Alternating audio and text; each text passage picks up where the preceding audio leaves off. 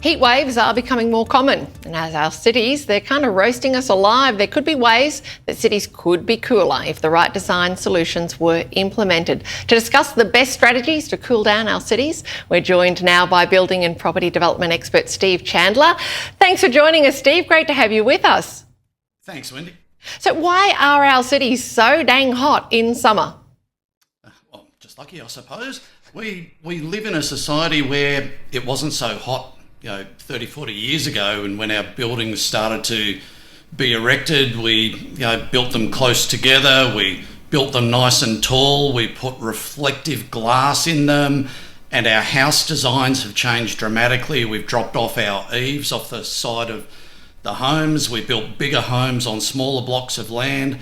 We've sort of made it really tough for ourselves, and of course asphalt is a beautiful black colour that just absorbs the heat. And so why don't authorities force building designers to create more thermally efficient homes? Cost is the big thing.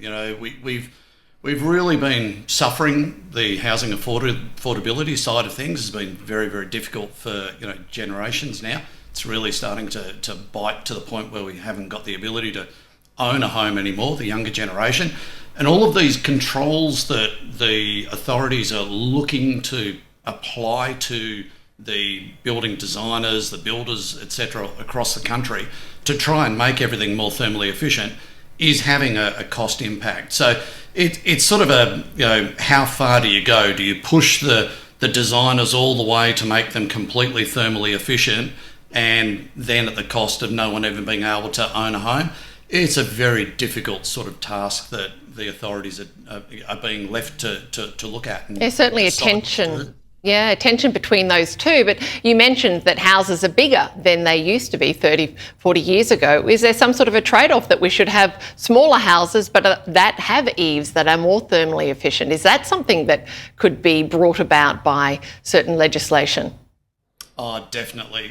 When you look at the planning controls that most project homes build to, there's provisions for site coverage, so the amount of land that you can actually build hard surfaces on for a parcel of land.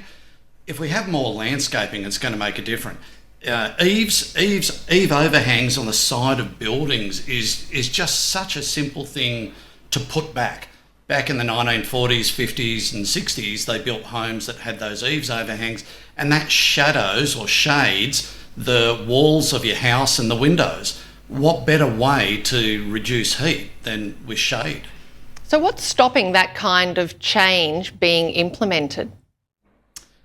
I think it's affordability. It's trying to maximise the amount of house that you can get on a block of land.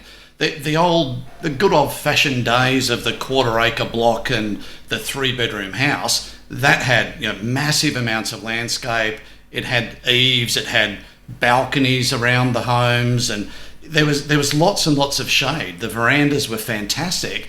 Nowadays, it's all about what the footprint, how close can you get your walls to the side of the boundary to maximise the amount of house that can be built on a very small block of land, and that's just affordability.